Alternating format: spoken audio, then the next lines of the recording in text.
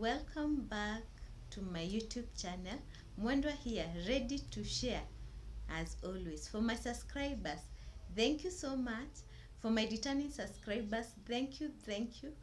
For the ones who have not yet subscribed, please click the subscription button, give me a thumbs up, and also click the notification bell so that wherever I upload a video, you are able to be notified.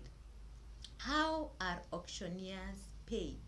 How do auctioneers receive their payments? There's so many ways of receiving payment when you are an auctioneer, because it depends on the your boss or the people who have given you some work.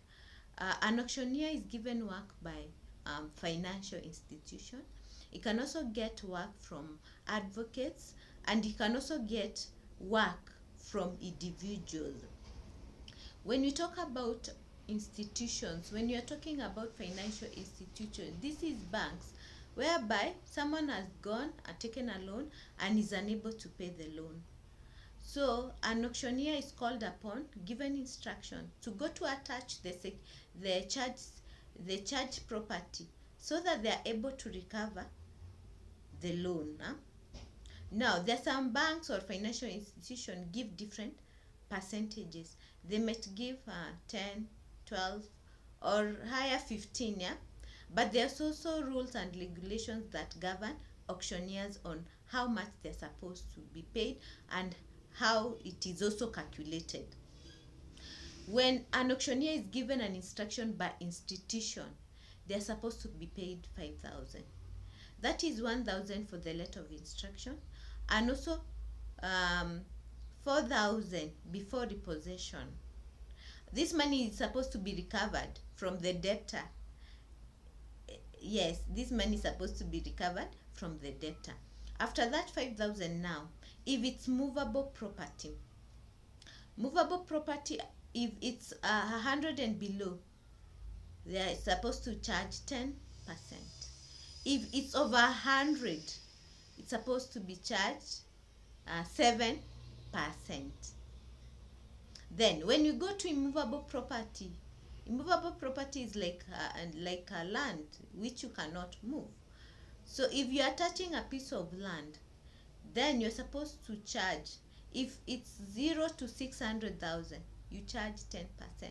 If it's over 600,000 to 3 million, you charge 5%. If it's over 3 million, you charge 2%.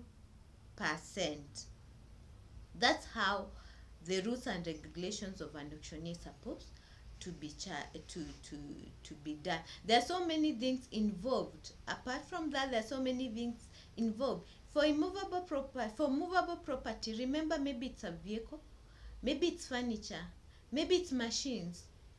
When they are attached, there's just transportation from the owner's place, from the debtor's place to an auction area, or the storage facility. So there's some expenses that an auctioneer will incur in the process. Labor, for people who are going to transport those stuff, they are also going to be paid. So labor is also involved, fuel is also involved, also visiting, giving letter of instruction, and also going to sell form 2. You are visiting the debtor, so there's fuel there. So there's a amount of money which is also in the storage. There's the amount which the facility will require for you to pay. Maybe they charge mostly in a daily basis. So there's also other amounts which are incurred. So when an auctioneer comes down, he can come and write a fee note. He writes a fee note of everything that has taken place and how much is supposed to be paid. So that's how the auctioneer is paid with a financial institute. Same applies to with advocates. When an advocate gives you some work to do, you also have to write what? You have to write the fee note after the work. Or if they have given you work until a particular time, then they tell you stop, then they are supposed to pay you that duration. Because now when you get a job with an advocate, you also incur some amount in the process. Maybe you are tracing the debtor, and also a property you are already attached. Yeah, all those processes you have to write a fee note, and it will incur some cost. An auctioneer has to do proper calculations,